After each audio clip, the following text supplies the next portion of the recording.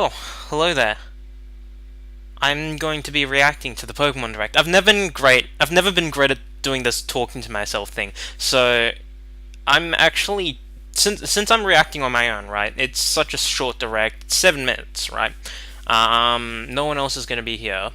Because we didn't. It's 7 minutes, and to be honest, I'm only expecting two logos and then a 6 minute recap of the series history.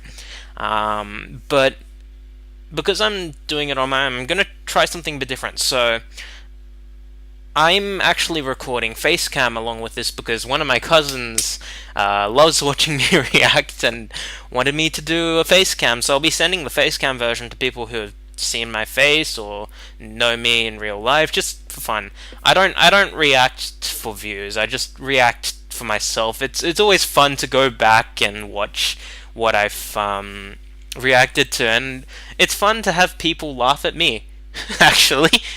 But yeah, so Pokemon. These games have supposedly 2 years of development at least behind them, and because of that, I'm kind of excited about it. At the same time, I don't think we're going to see anything substantial today. If the Sun and Moon Direct 2 years ago, or no, 3 years ago now, is any indication, we will see a 6 minute recap of the series history and 30 seconds of logos, no gameplay. Though, to be fair, that was the whole 20th anniversary Pokemon thing, so we'll see. But I'm not expecting too much. I don't know what I should be expecting, or if I should be expecting anything in particular. Oh yeah, and the good thing about not having anyone reacting with me is I don't have to worry about my stream lagging behind. I don't actually have to refresh the page. It'll be fun to just kind of chill, react on my own. I'm probably not going to talk too much. I've never been great at this whole talking to myself thing. But yeah, I guess 2 minutes. I think I would. These are definitely new Pokemon games. They're not remakes. They're not anything else. And I think Ultra Sun and Moon, Ultra Sun and Ultra Moon, and Let's Go were just kind of games to tie us over to these games. And I feel like after Sun and Moon finished development, they kind of, I suspect Game Freak probably split into probably three different teams. One working on Ultra Sun and Ultra Moon, one working on Let's Go, and one working on these games that we're going to see today. So that's exciting, right? But at the same time, who knows, right? I just hope they have a substantial post game, and we won't be able to tell based on merely trailers because, frankly, I don't trust the Pokemon Company. They're going to spoil the entire game before we get it. I can assure you that. They just will keep that one plot point, like in Sun and Moon, where you've got the what were their name? No, that's Danganronpa.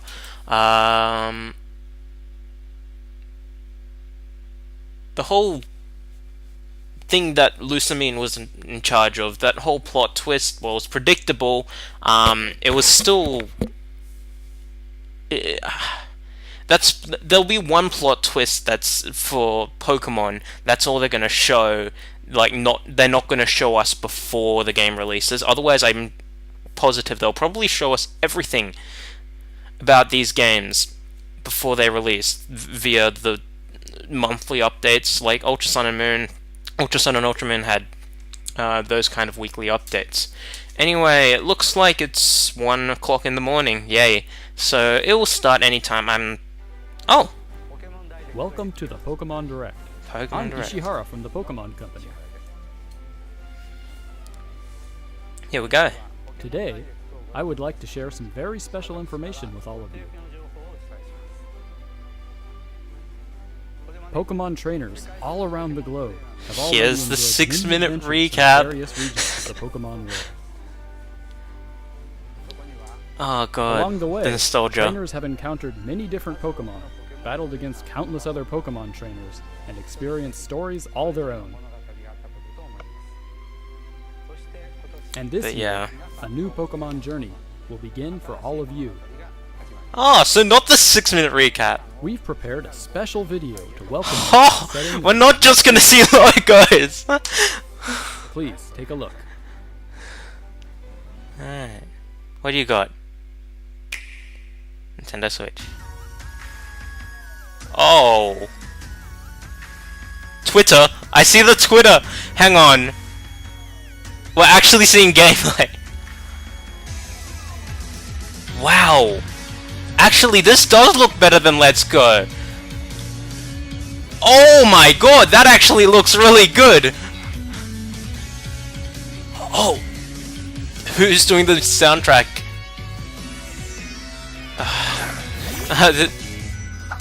No new Pokemon yet, okay. Tynamo. And it looks like a normal Pokemon game, not Let's Go. Hoot hoot.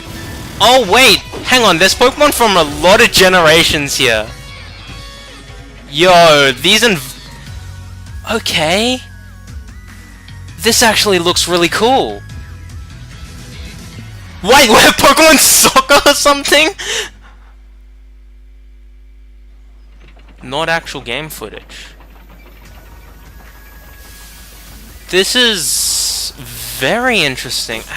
Oh, is this a new Pokemon? It's a fire starter. Hey, that's cute! Oh, that's so cute! And here's the water starter. Hey, they're showing off a lot more than I expected. Yo, I'm liking these designs.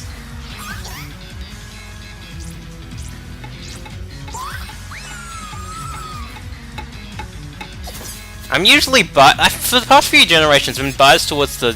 Why does it look like Chespin from the behind? I've been biased towards the god. Oh my god! I've been biased towards the grass starters for the past few, but oh, they all look really good. Pokemon Sword and Shield. That's very interesting. Okay.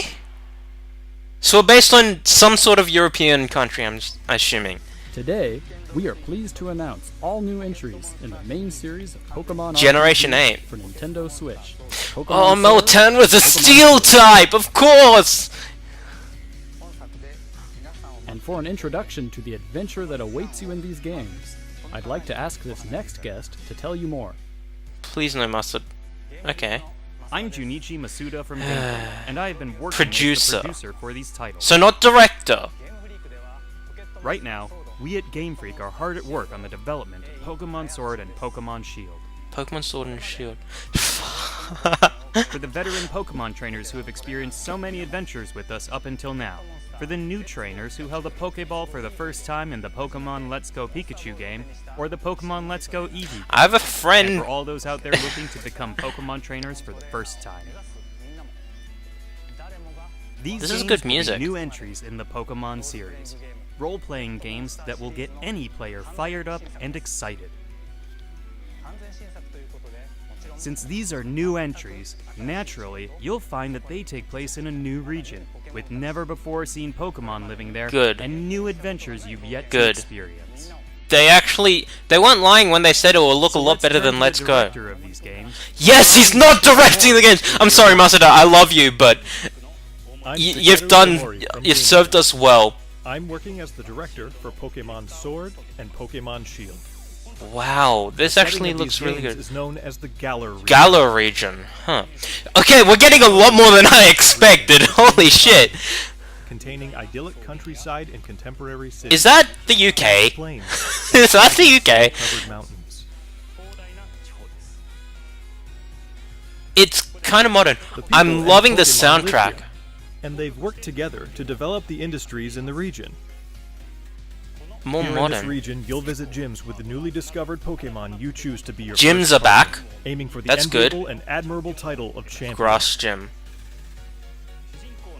So let's get to know the Pokemon that could be What your are their next names? partner. They look so cute! The chimp Pokemon Grookey. This Grookey? mischievous Pokemon is full of boundless curiosity. That's such a The dumb rabbit name! Pokemon Scorbunny, which is Score always running Bunny. about, bursting to Okay. death. And the water lizard Pokemon Sobble. It's a bit timid, Sobble. sending out attacks as Like, it hides itself in Bubble? the water. Bubble?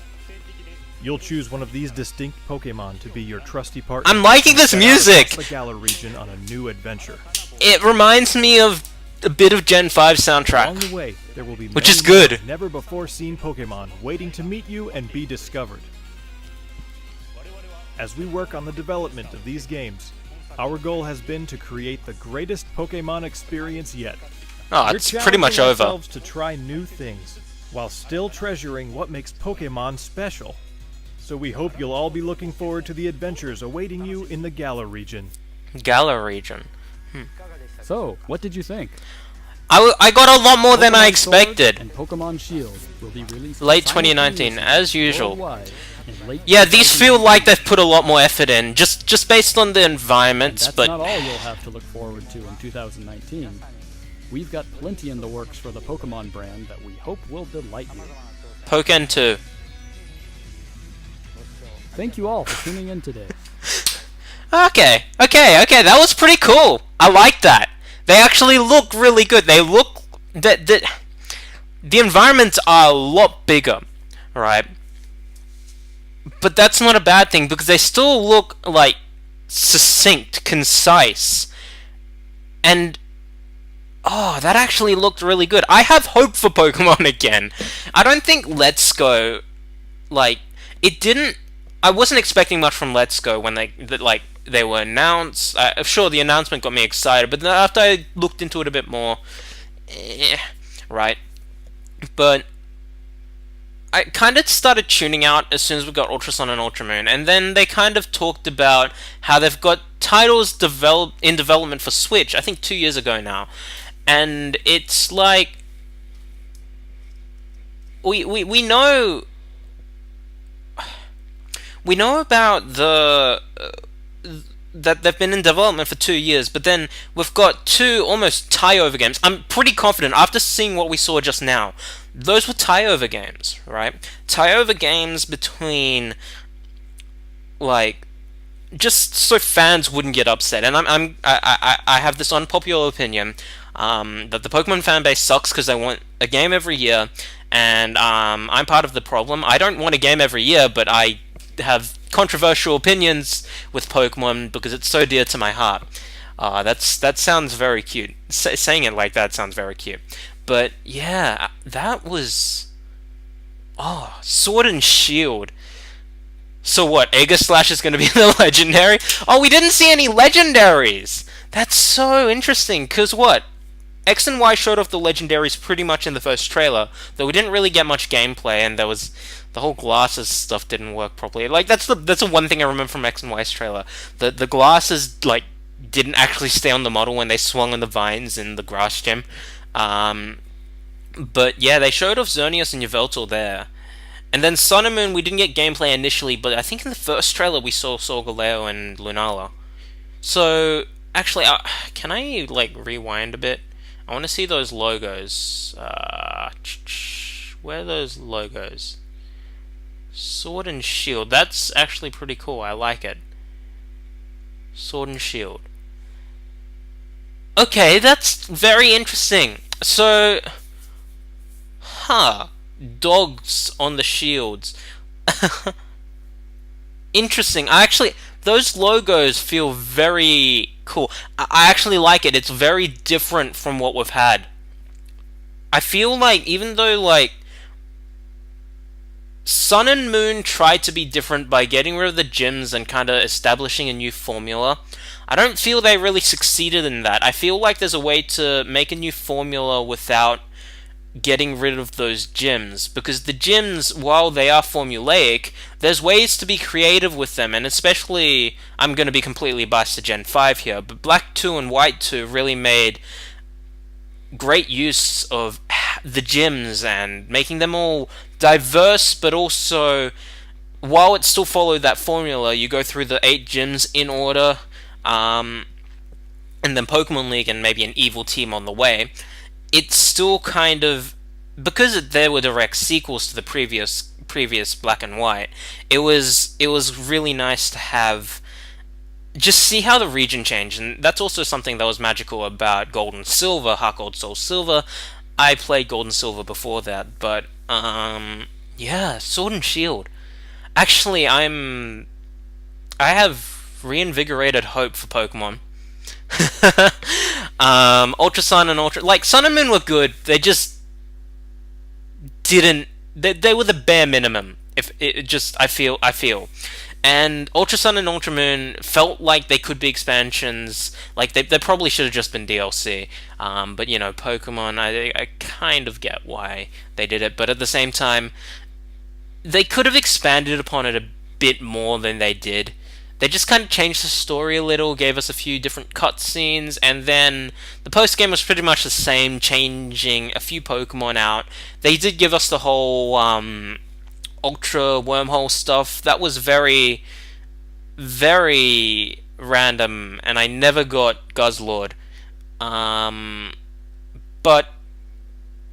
it was still kind of just the bare minimum. Post game, we can't tell. There's no way to tell what we're going to see in post game or how content heavy these games are going to be, because we haven't had a truly content heavy Pokemon game since Gen 5, and Gen 3 with Emerald was really good in the content department. Platinum, same for Gen 4, that had a lot of content. I think the Battle Frontier kind of did that just automatically, which is good. I don't think we need a Battle Frontier to have so much content though. Black and White, I don't remember the post game too much, but I know it did expand on the story. Whereas Black 2 and White 2 has, excluding Gold, Silver, Heart Gold, Soul Silver, has the biggest post game, and it's very interesting when you can have that much content. No Battle Frontier, of course. There's the Pokemon World Tournament, but I'd like to see them reach those levels. And if the soundtrack is any indicator, actually, what is the soundtrack? I just want to talk to the soundtrack.